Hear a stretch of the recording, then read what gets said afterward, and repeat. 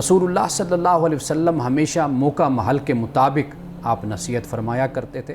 एक सहाबी अर्ज़ करते हैं मुझे नसीहत फरमाई है, तो फरमाया ला तग़ज़ब, कि गुस्सा ना किया कर।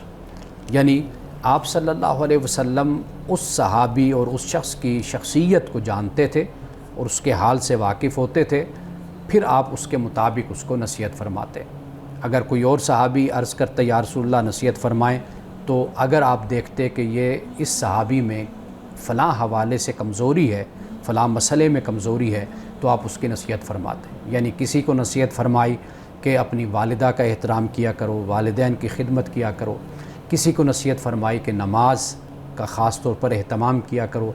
किसी को आपने नसीहत फरमाई कि इन्फ़ाक़ फ़ी सबीलिल्लाह किया करो। तो इस तरह मौका और महल के मुताबिक रसूलुल्लाह नसीहत फरमाया करते थे।